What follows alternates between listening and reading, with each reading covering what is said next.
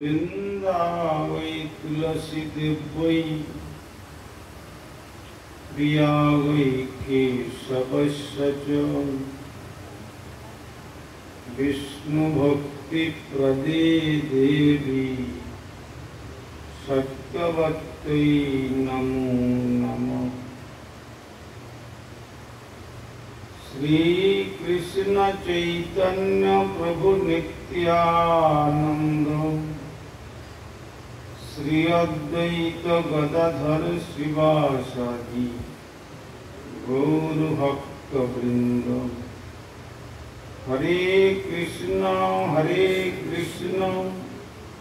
कृष्ण कृष्ण हरे हरे हरे राम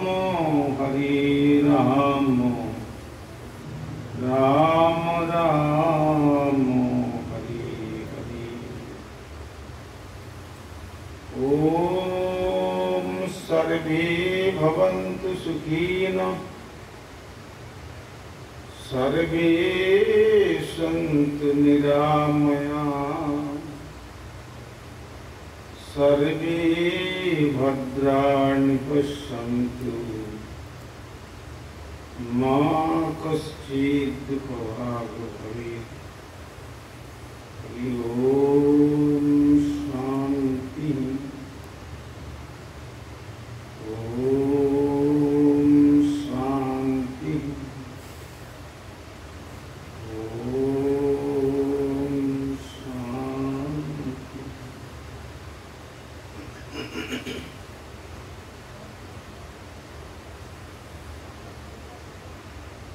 सर्वप्रथम परमार्चनीय विश्व वंदित आचार्य भास्कर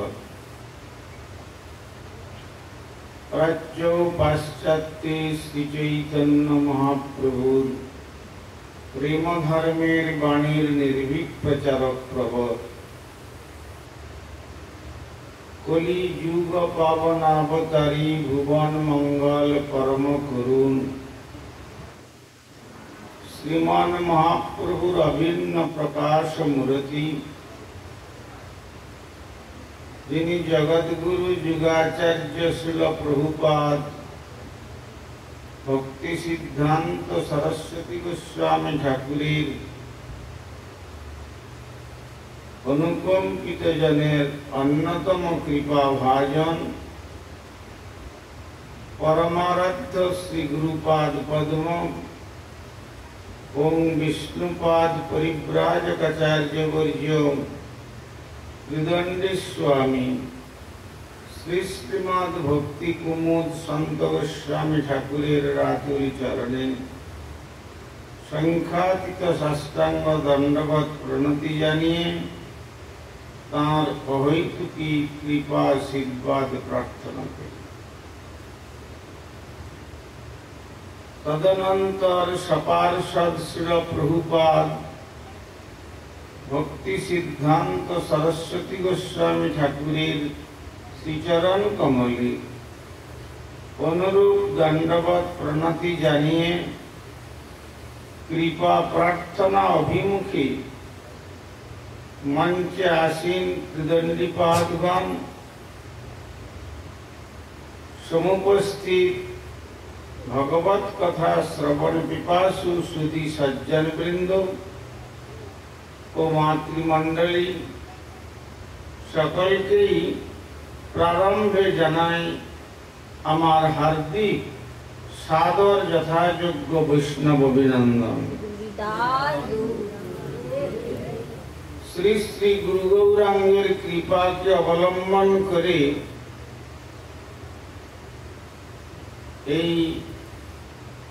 परम पवित्र बैशाख मासे अर्थात नववर्षेर प्रारंभे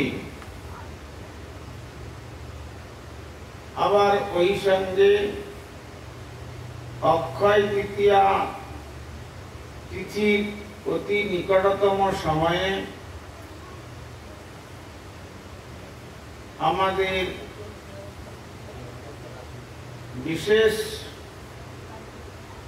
ভক্ত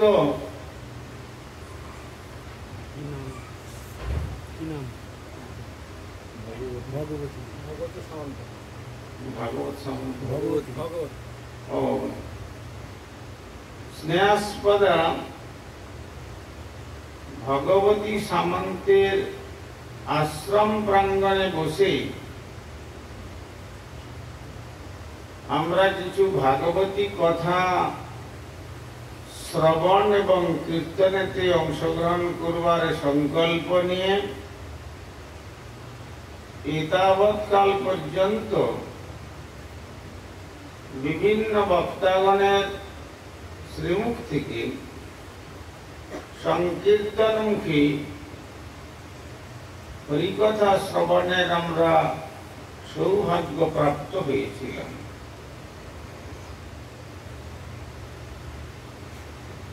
শ্রীমদ্ উপনিষদে বর্ণন করেছেন শ্রবণের জন্য তার একটা যোগ্যতার প্রয়োজন আছে। আমরা সকলে এসে উপস্থিত হয়েছি বলে যে সকলেই আমরা ভগবানের কথা শ্রবণের যোগ্যতা লাভ করতে পারবো এটা সুনিশ্চিত হবে না। কেন? উপনিষদ বলেছেন শ্রবণায়াপি বহুভীর জন লভ্য শৃণ্বন্তপি বহবজং ন বিদু আশ্চর্যস্য বক্তা কুশলস্য লব্ধ্বা আশ্চর্য জ্ঞাত্বা কুশলানুশিষ্টা।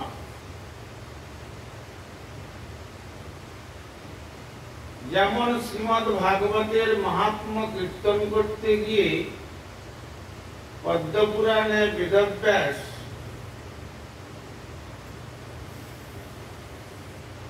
সেখানে সেই ভাগবত পাঠের মহিমা কীর্তন করেছেন। যেমন প্রত্যহ আমরা শ্রীমদ্ ভগবত গীতা পাঠ করি, প্রাতঃকালে আহ্নিকাদি কার্য করে, তারপরে গীতার মাহাত্ম্য পাঠ করতে হয়। কেননা মাহাত্ম্য পাঠ না করলে গীতা পাঠের সম্পূর্ণ ফল পাওয়া যায় না। তো তেমনি শ্রীমদ্ ভাগবতেরও মাহাত্ম্য কীর্তন করেছেন শ্রীল বেদব্যাস। সে ঘটনা আমাদের অনেকেরই জানা আছে। গোকর্ণ উপাখ্যান অনেক বড় ঘটনা, আমরা সংক্ষেপে তা আস্বাদন করব।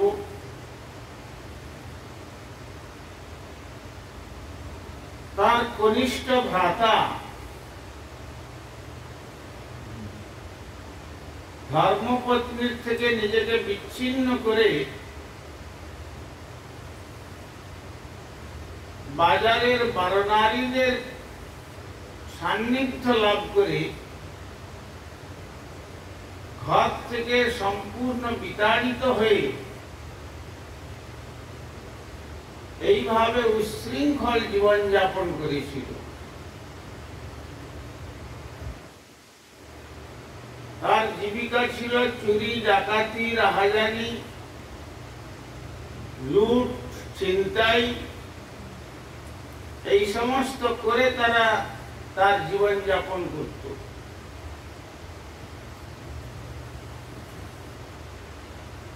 তারপরে বাজারের নারীদেরকে নিয়ে এসে তার ঘরে রাখলেন।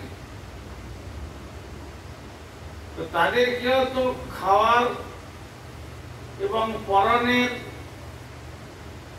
খাদ্য বস্ত্র আদি সরবরাহ করতে হবে।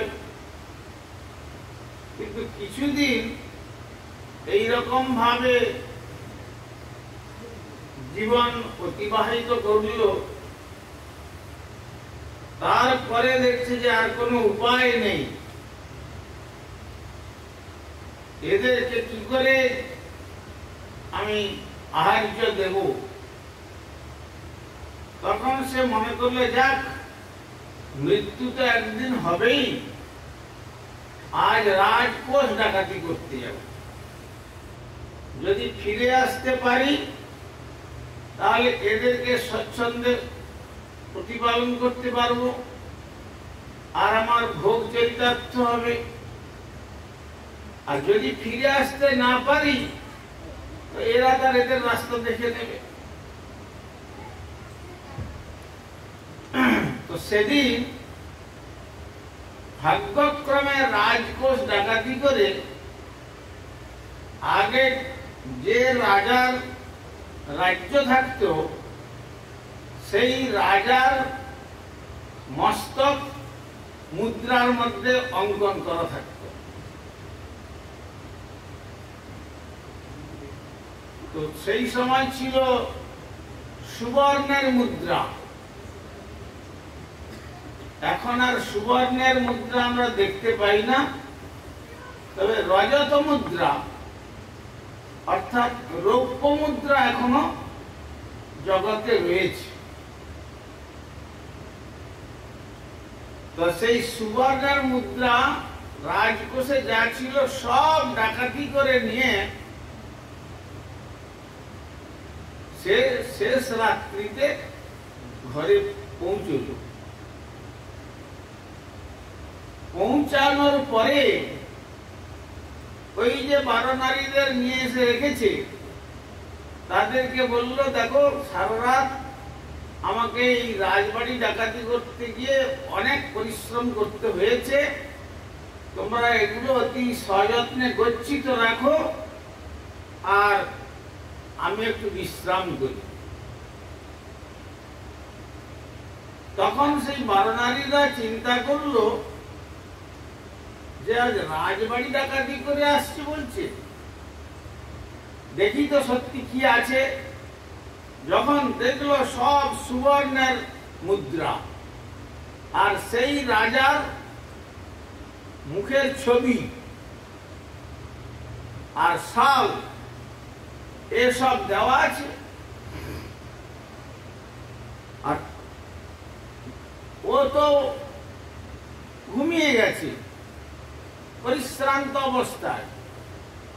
এখন সেই বাজারের রমণীগুলো চিন্তা করলো যে এ তো সত্যি রাজবাড়ি ডাকাতি করেছে, আর এই রাজ মুদ্রা নিয়ে যেখানেই যাবে সেখানে তো ধরা পড়ে যাবে। আর যদি ধরা পড়ে যায় তখন কেবল ওর একার শাসন হবে না, তার সঙ্গে সঙ্গে আমাদেরও রাজদণ্ডে দণ্ডিত হতে হবে। কেন না ওই সম্পদ আমাদের কাছ থেকে বেরোবে। তো এই চিন্তা করে সব বাজার রমণীগুলো চিন্তা করলো যে এক কাজ করি, এই মুদ্রা তো সব আমাদেরকে দিয়ে দিয়েছে, আমরা এই মুদ্রাগুলোকে এখন নিয়ে চলে যাই আর ওর তার আগে অস্তিত্বটা শেষ করে দিই।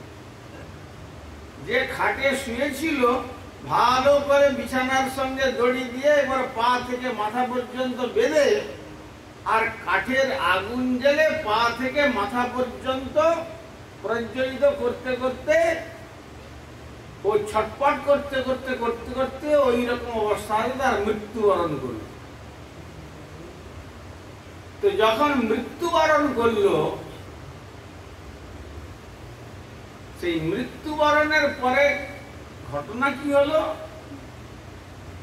কার্য তো জীবনে ভালো করে নাই,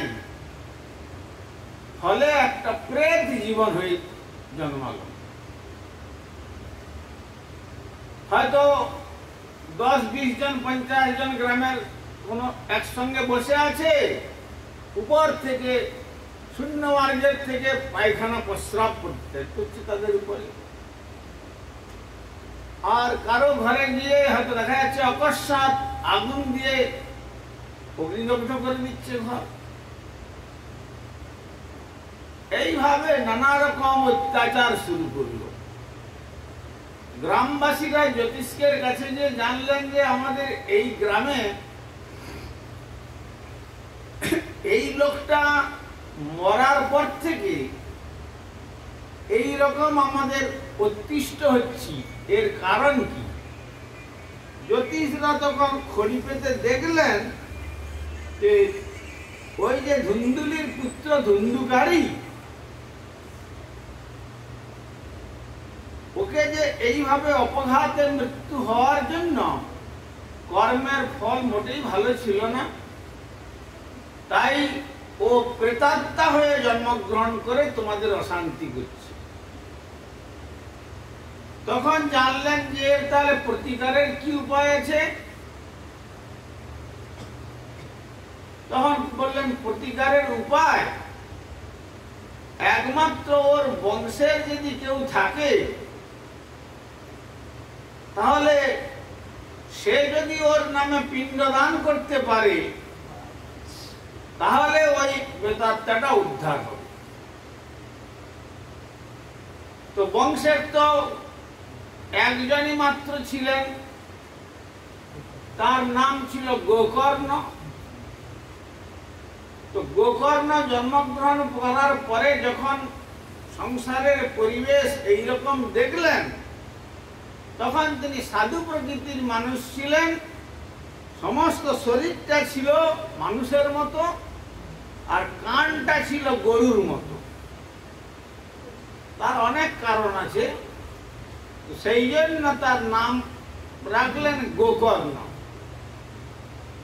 তাই সেই গোকর্ণ সংসার ছেড়ে ভগবত আরাধনার উদ্দেশ্যে তিনি বন গমন করলেন। গ্রামবাসীরা চিন্তা করলেন, জ্যোতিষ যখন বলেছেন, তাহলে এই গোকর্ণকে আমরা অন্বেষণ করে নিয়ে আসব। খুঁজছেন, খুঁজতে খুঁজতে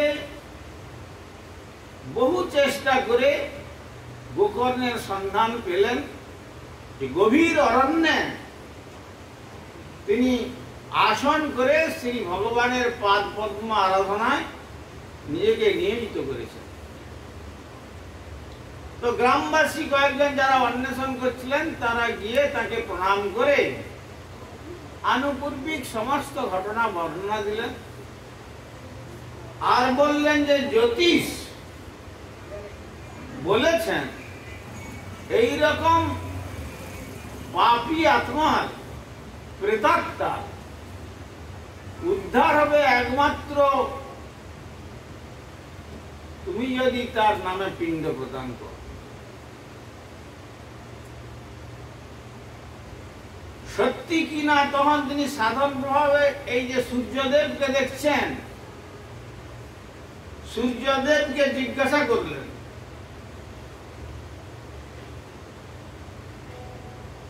তো সূর্যদেব বললেন যে ঠিক আছে, এটা মন্দ কথা নয়, পিণ্ড দান করো। না, কোথায় পিণ্ড দান করব? গয়াতে ভগবান বিষ্ণুর পাদ পদ্মে তোমার ভ্রাতার মুক্তির উদ্দেশ্যে পিণ্ড দান করো। পিণ্ড দান করলেন। দান করে তারপরে তিনি গ্রামবাসীদের সঙ্গে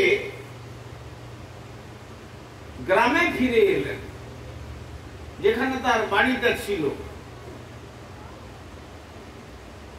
ফিরে এসে সন্ধ্যাকালে আহ্নিকের জন্য তিনি আসন পেতে বসবেন, আচমন করছেন।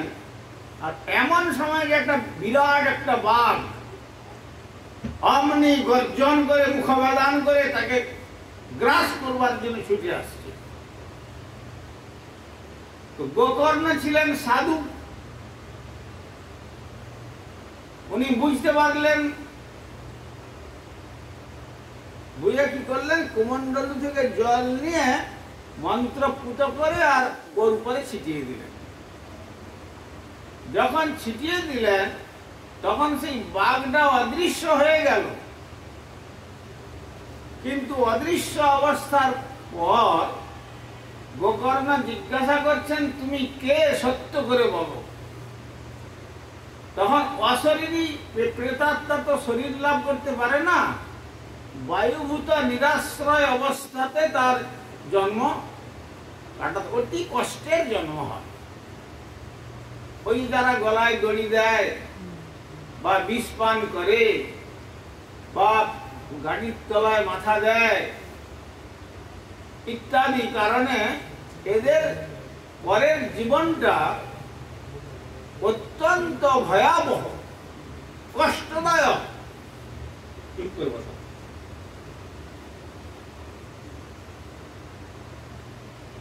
যখন এইভাবে ঘটলো তখন তিনি জিজ্ঞাসা করলেন যে তুমি কে, সত্য করে বলো।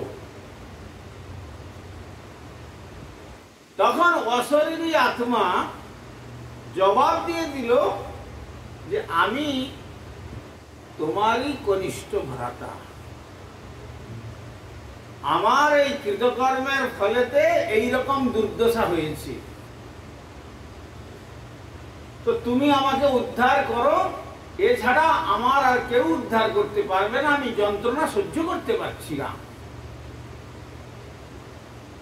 তখন গোকর্ণ বললেন, ভাই আমি তোমার জন্য তো গয়া তীর্থে পিণ্ডদান করেছি তোমার উদ্ধারের জন্য। তখন ও উত্তর দিচ্ছে, গয়া শ্রাদ্ধ স্রোতে নাপি মুক্তির মেন ভবিষ্যতি। আমার মতো মহাপাপী আত্মার একবার কেন, যদি 100 বার গয়াতে তুমি পিণ্ডদান করো তাহলেও আমার মুক্তি হবে না। তার কি করে মুক্তি হবে না, যদি তুমি ভাগবত কথা আমাকে উদ্দেশ্য করে সংকল্প করে 7 দিন কীর্তন করে আমাকে শোনাও, তাহলে আমার মুক্তি। গোকর্ণ বললেন যে মুক্তি যে হবে কি করে বুঝবো। তখন সেই প্রেতাত্মাটি বলল যে যেমন বাঁশ গাছ আছে, বাঁশের যেমন অল্প দূরে দূরে এক একটা করে গাঁট থাকে, 7টা গাঁট যুক্ত একটা বাঁশ উঠানেতে তুমি পুঁতে রাখবে, আর প্রথম দিন যখন আমার নামে সংকল্প করে ভাগবত পাঠ করবে, আর যখন সেই ভাগবত পাঠের ফলটা আমাকে অর্পণ করবে, তখন দেখবে যে একটা গাঁট ফেটে গেছে। তখন জানবে যে আমার মঙ্গলের পথে তুমি যথার্থ কার্য করতে পেরেছ। ঠিক যেমন বলেছিলেন তেমনি হলো। প্রথম দিন, দ্বিতীয় দিন, তৃতীয় দিন, ক্রমান্বয়ে 7ম দিবসে 7টা বাঁশের গিরা ফেটে গেল। আর এমন সময় দেখছেন হাজার হাজার গ্রামবাসী নরনারী কৌতূহল চরিতার্থ করার জন্য তারাও শ্রোতা হয়েছিল, দেখা যাক কিরকম এই পাপী আত্মা উদ্ধার লাভ করে। তখন ওই গোকর্ণ দেখলেন বেশাসনে বসে যে আকাশ থেকে একটা সোনার বিমান নেমে আসছে, আর 4 জন দিব্য পুরুষ সকলে 4 হস্ত, শঙ্খ চক্র গদা পদ্ম ধারণ করেছেন, গলায় বনমালা, বহু অলঙ্কারেতে বিভূষিত, আর অতি সুন্দর শ্রীমূর্তি, আর তাদের মুখকমলের জ্যোতি এমন যেন মনে হচ্ছে যে এক একজনের মুখ থেকে কোটি কোটি সূর্যের কিরণ উদ্ভাসিত হচ্ছে, কিন্তু এতগুলি লোক বসে থাকতেও কেবল গোকর্ণ এটি দেখলেন। তখন তিনি জিজ্ঞাসা করছেন, হে মহাত্মাগণ, আপনারা কারা এসছেন আমি জানি না, তবে আপনাদের দেখে মনে হচ্ছে এই মর্ত্যলোকের কেউ নন আপনারা। তো আমার একটা প্রশ্ন আপনাদের কাছে আছে, যে এই যে সুবর্ণ বিমান নিয়ে এই জীবাত্মাটাকে তুলছেন ওর বিমানে, কারণটা কি?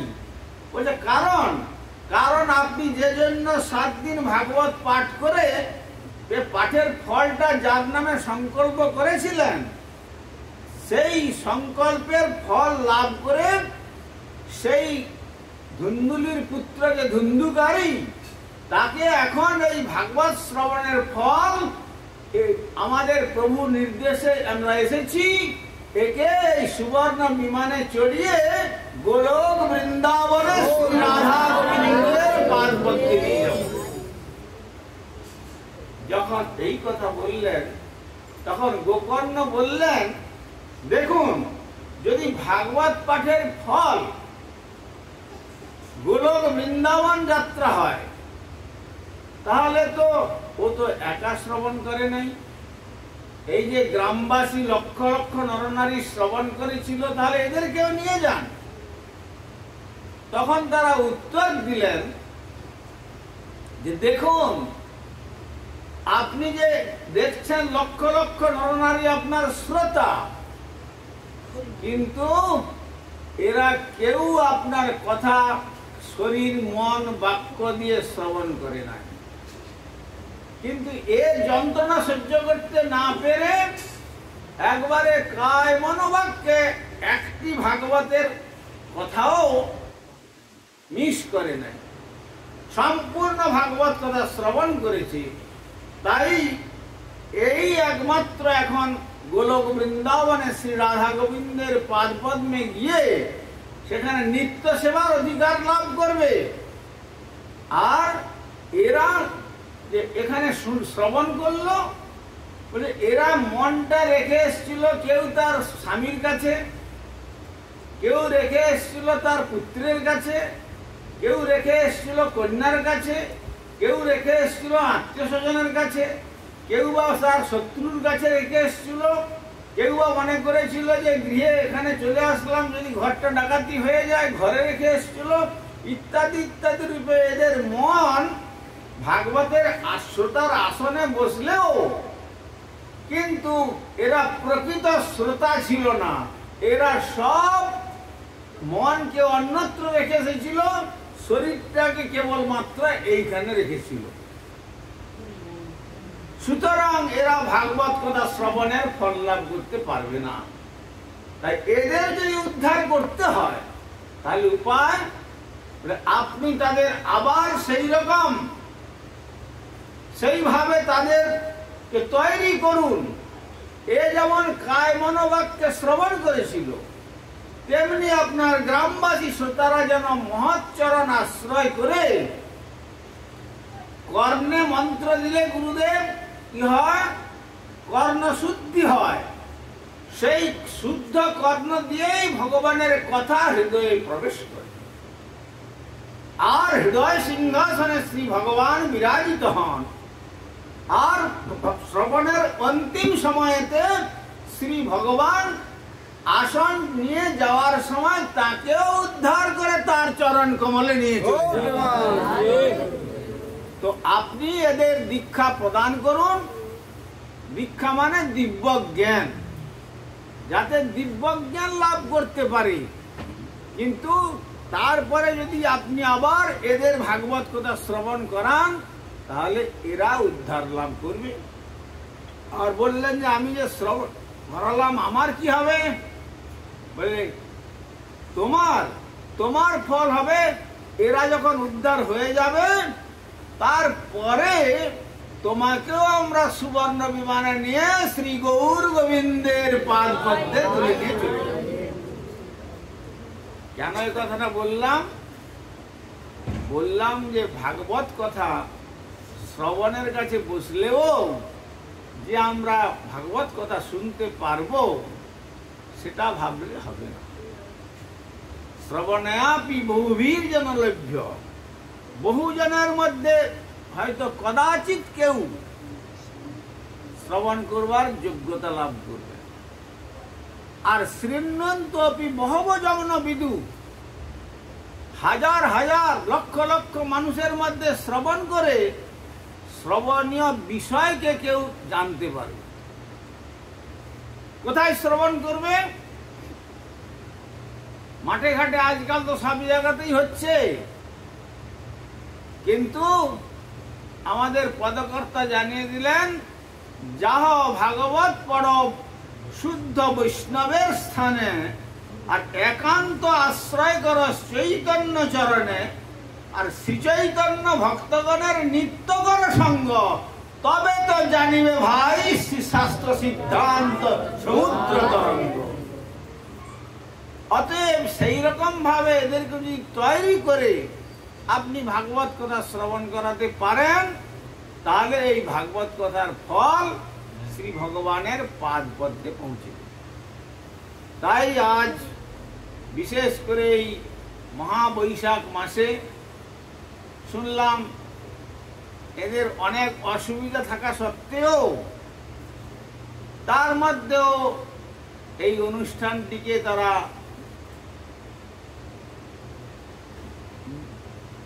মানে বৃহৎ ভাবে না করতে পারলেও অনুষ্ঠানের আয়োজন করেছেন। এই অনুষ্ঠানে ভাগবতের একমাত্র আরাধ্য দেব তিনি হচ্ছেন ভগবান ব্রজেন্দ্র নন্দন শ্রীকৃষ্ণ। তার দ্বাদশটি অঙ্গ, এই ভাগবতের দ্বাদশটি স্কন্ধ হলো ভগবানের দ্বাদশটি অঙ্গ। তো সেই কথা যদি চরণ থেকে আরম্ভ করে যদি কেউ মস্তক দেশ পর্যন্ত তথা দ্বাদশ স্কন্ধ পর্যন্ত কেউ শ্রবণ করেন, সেই শ্রবণের ফল আমরা ভগবানের পাদ পদ্ম লাভ করতে পারি। যে ভগবানের পাদ পদ্ম লাভ করতে পারলে যদ্গত্বা ননিবর্তন্তে তদ্ধাম পরমং মম। ভগবান নিজ মুখে গীতাতে বলছেন, যেখানে গেলে পর আর পুনরায় মাতৃগর্ভেতে প্রবেশ করতে হবে না, তদ্ধাম পরমং মম, সেইটাই হলো প্রকৃত আমাদের গৃহ।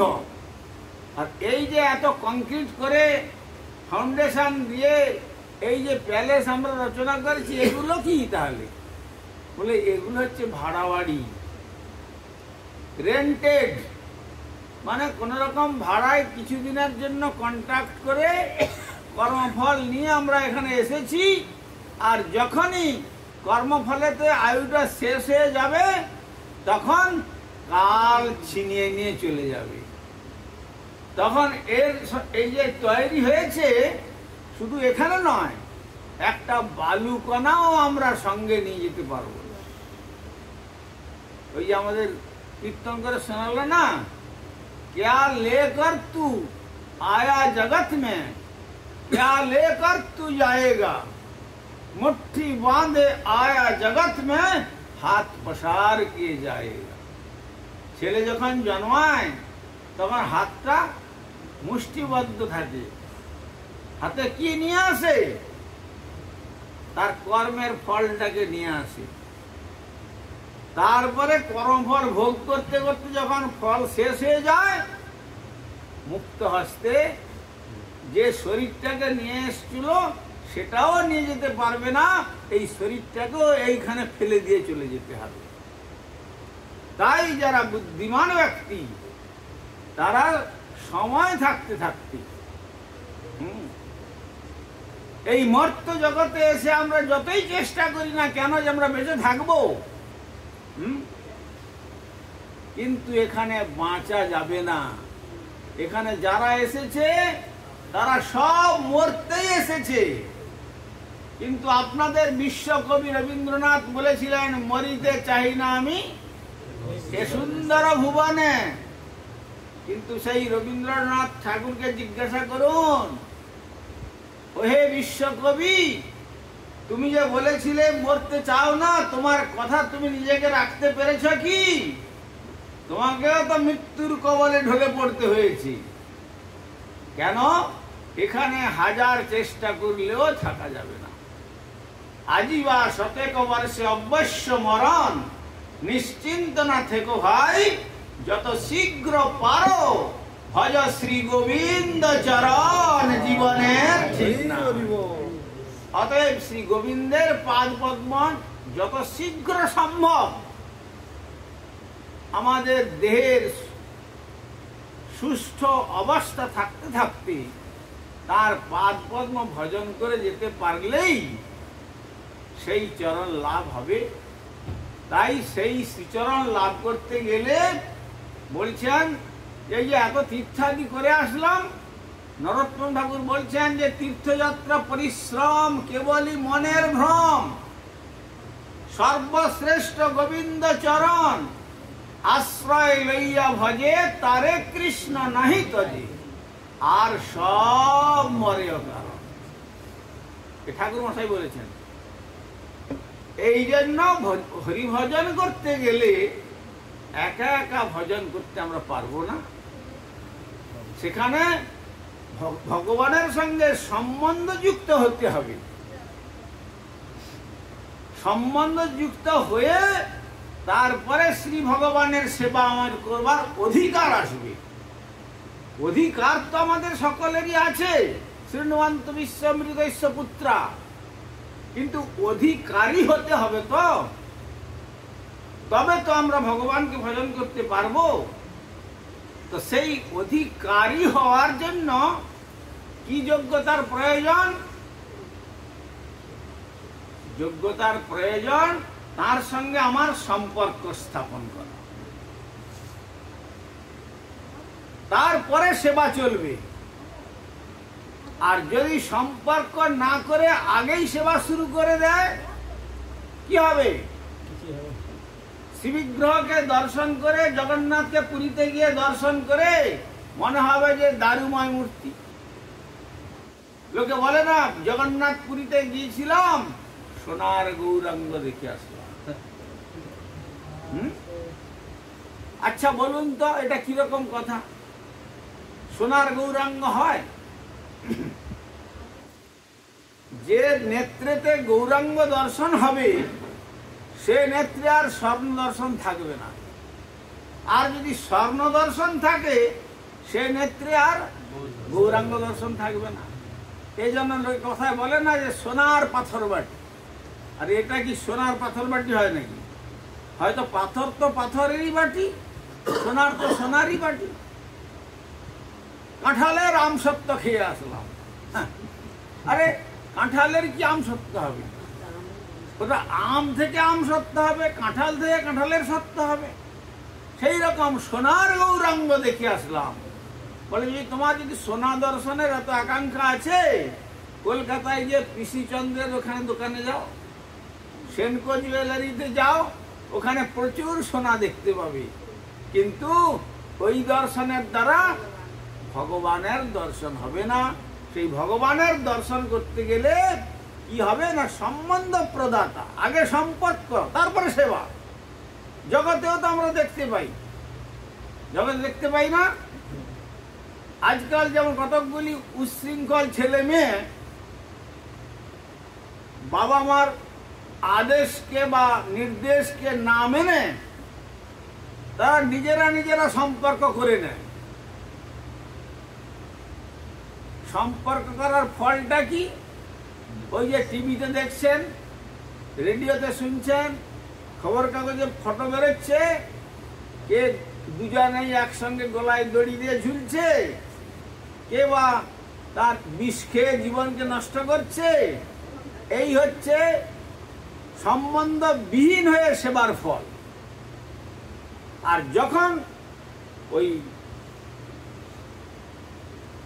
পিতামাতা যখন ঘটকের সঙ্গে কথা বলে, যখন ওই গ্রামের ছেলে আর এই গ্রামের মেয়েটির সঙ্গে একটা সম্পর্ক স্থাপনের শুভ দিন দেখে তুলসীকে সাক্ষী রেখে, ভাগবত সাক্ষী রেখে, গীতা সাক্ষী রেখে, শালগ্রামকে সাক্ষী রেখে, অগ্নি সাক্ষী রেখে, বেদ মন্ত্রকে সাক্ষী রেখে, সূর্য চন্দ্র গ্রহ নক্ষত্রকে সাক্ষী রেখে যখন তাকে 7 পাকে ঘুরিয়ে তারপরে যখন তাকে বন্ধন করে তাকে জানিয়ে দেওয়া হলো যে দেখো আজ থেকে এই ছেলেটি তোমার স্বামী পতি দেব হব, দেবতুল্য জ্ঞানে আজ থেকে তুমি এর সেবা করবে। আর ছেলেটিকে বলা হলো দেখো এ তোমার স্ত্রী, এ যেভাবে এ সব রকম শান্ত, দাস্য, সখ্য, বাৎসল্য, মধুর সব রকম ভাবে তোমার সেবা করতে পারে। কখনো স্ত্রী কখনো মায়ের মতো যত্ন করে সেবা করবে অসুস্থ অবস্থা হলে, কখনো স্ত্রী ছেলের মতো সেবা করবে, কখনো মধুর রসে সেবা করবে। এইভাবে যখন সেবা হলো তার সেবার সম্বন্ধের শুরুতেই দেখুন কত আনন্দ মুখর উৎসব শুরু হয়ে যায়। আর যখন অপরের বাড়িতে যখন তার স্বামীর বাড়িতে নিয়ে যাচ্ছে কত আনন্দের পরিবেশ, কত বাদ্য বাজনা। লোকে বলে না বিবাহের সুখ বাজনা, তাই তো, আর জমির সুখ খাজনা। তো সেই বিবাহের যে সুখটা, যেটুকু যদিও সুখ নয় প্রকৃত, সেইটা বাজনা বাজিয়ে কত আনন্দ করে নিয়ে যাচ্ছে। তুলসীদাস বলছেন কি বিহা বিহা সবকই কহে মোর মন में भाई चढ़ खटाली धो धो लगड़ा जेल पर ले যায়। বিয়ে বিয়ে সকলের জন্য পাগল হয়ে যায় নরনারী, হ্যাঁ, কিন্তু তুলসীদাস বলছেন আমার মনে এইটাই মনে হচ্ছে যে ছেলেটা আর মেয়েটা এতদিন পর্যন্ত স্বাধীন ছিল, এবার এই দুজনকে বেঁধে একটা জেলের মধ্যে ভর্তি করে দেওয়া হলো। আজ থেকে এরা অশান্তির আগুনে জ্বলতে শুরু করলো। এতদিন পর্যন্ত ভালো ছিল। তো যাই হোক, সেখানে যাই হোক যদি সম্বন্ধ করে সেবাটা হয় তখন ভগবানের সেবা হবে। আর সম্বন্ধ যদি না হয় তাহলে সেখানে সেবাটা অবৈধ হয়ে যাবে।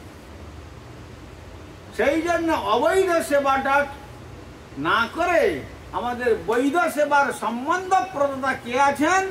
तुलसीदास সেটাও বলছেন गुरु और गोविंद दोनों खड़ा है, बोलो किसको लागे पाए, बलिहारी गुरुदेव जिन्होंने गोविंद दिया बताए। গুরুদেব আর গোবিন্দ একই জায়গায় দাঁড়িয়ে আছেন। আপনি কার চরণে প্রণাম করবেন? তখন সাধারণ মানুষ তো বুঝবে না, তারা মনে করবে বাহ গোবিন্দ দাঁড়িয়ে আছেন, আগে গোবিন্দকে প্রণাম করি।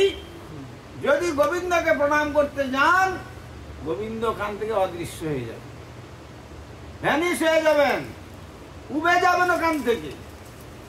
হ্যাঁ, কিন্তু যদি গোবিন্দকে উপেক্ষা করে যদি আপনি গুরুকে প্রণাম করেন তৎপদং দর্শিতং যেন তস্मै শ্রী গুরবে নমঃ, তখন গুরুদেব কৃপা করে দেখিয়ে দেবেন ইনি গোবিন্দ, এই গোবিন্দ চরণে প্রণাম করো। তখন যখন সে গোবিন্দের চরণে প্রণাম করবে গোবিন্দ দাঁড়িয়ে দাঁড়িয়ে তার প্রণাম স্বীকার করবে। আর প্রণাম স্বীকারের সঙ্গে সঙ্গে অহংকার নিবৃত্তি হবে, অভিমান সমস্ত চলে যাবে, কাম ক্রোধ লোভ মাধব মোহ মাশ্চর্য এসব বিনষ্ট হবে। আর তার অন্তিম লগ্নে সেই ভগবত ধাম শ্রী গোলক বৃন্দাবন যাত্রা। এই জন্য সম্বন্ধ স্থাপন করি, সম্বন্ধ জানিয়া ভজিতে ভজিতে অভিমান হোক দূর। সেই সম্বন্ধ প্রদাতা স্পিরিচুয়াল মিডিয়েটর, পারমার্থিক সংযোগ বিধান কর্তা, তিনি হচ্ছেন শ্রী গুরুপাদ পদ্ম। অতএব যাবৎ আছে দেহে প্রাণ, ইন্দ্রিয় আছে শক্তি, তাবৎ করহ কৃষ্ণ পাদ পদ্মে ভক্তি। এই মনুষ্য জীবনেই একমাত্র কৃষ্ণ ভজন করা যায়। ছাগল কুকুর পশু পক্ষী তাদের ইন্দ্রিয় আছে, তাদেরকে ডেকে নিয়ে আসে এখানে বলুন তোমরা ভগবানের ভজন করো, হয়তো কান আছে, একটা সাউন্ড ভাইব্রেশন হবে, কিন্তু শুনে তারা ভগবানের ভজন করতে হবে এটা বুঝতে পারবে না। কিন্তু আমরা হচ্ছি ভগবানের শ্রেষ্ঠ সৃষ্ট জীব, বিদ্যাপতি চণ্ডীদাস বললেন সবার উপরে মানুষ সত্য। কারণ কি, ভগবান যত জীব সৃষ্টি করেছেন সর্বাপেক্ষা তার শ্রেষ্ঠ সৃষ্টি হলো এই মানব সৃষ্টি, বেস্ট ক্রিয়েশন অফ সুপ্রিম। তাই যদি আমরা আমাদের শ্রেষ্ঠ সৃষ্টির কার্য কি পশু জীবনের মতো আহার নিদ্রা ভয় বংশ বিস্তার, এটা নয়। ধর্ম হি তেষাম অধিক বিশেষ ধর্মে নহীনা পশু সমানা, ধর্ম রক্ষতি রক্ষকা। যদি আপনি আপনার ধর্মকে রক্ষা করেন তাহলে ধর্ম আপনাকে রক্ষা করবে, আর যদি আপনি আপনার ধর্মকে রক্ষা না করেন তাহলে ওই পশু জন্মের মতো আবার সেই 84 লক্ষ জীবন পরিভ্রমণ করতে হবে, আর কেবল জন্ম মৃত্যু চক্রেতে আবর্তিত হতে হবে। তার থেকে নিস্তার লাভের একমাত্র উপায় আশ্রয় গ্রহণ করে, সদ্গুরুর চরণাশ্রয় করে আমাদের ভগবানের পাদ পদ্ম ভজন করা। তাই মহাপ্রভু বললেন, প্রভু কহে কহিলাম এই মহামন্ত্র, ইহা জপ গিয়া সবে করিয়া নির্বন্ধ, ইহা হইতে সর্বসিদ্ধি হইবে সবার, সর্বক্ষণ বলাইতে বিধি নাহি আর। কি শয়নে কি ভোজনে কিংবা জাগরণে, অহর্নিশ চিন্ত কৃষ্ণ বলহ বদনে, হরিনাম বিনা কলিকালে নাহি আর ধর্ম, সর্বমন্ত্র সার নাম এই শাস্ত্র মর্ম। আপনি কালী পূজা করুন, চণ্ডী পূজা করুন, শীতলার পুজো করুন, যত দেবদেবীর পুজো করুন, যজ্ঞ করতে যাচ্ছেন প্রথম পুরোহিত মশাই আচমন করাবেন ওম তদ্বিষ্ণু পরমং পদম, তারপরে বলবেন মাধব মাধব বাচি মাধব মাধব হৃদি স্মরন্তি সাধব সর্বে সর্বকার্যেষু মাধব। মাধব মানে কে? মা মানে লক্ষ্মী দেবী, ধব মানে পতি, লক্ষ্মীপতি নারায়ণ। অর্থাৎ আমি যে কার্য করতে আসছি যেন আমার বাক্য লক্ষ্মীপতি নারায়ণের কথা কীর্তন করে, আর হৃদয়ে যেন এই সময়টা শ্রী নারায়ণকে আমি স্থান দিতে পারি। মাধব মাধব হৃদি ঋগ্বেদ। স্মরন্তি সাধব সর্বে, সব সাধুগণ যার নিরন্তর স্মরণ করেন সেই শ্রী নারায়ণ হরি।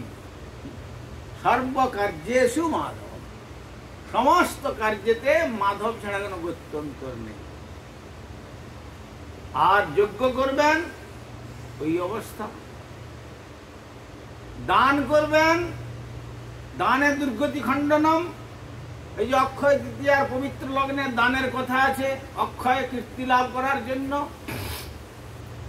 সেখানে দান করতে গেলেও পুরোহিত মশাই তাকে সংকল্প করিয়ে ভগবত নামের মাধ্যমেই দানটা নেবেন, তাহলে আপনার দানটা মঙ্গলপ্রদ হবে।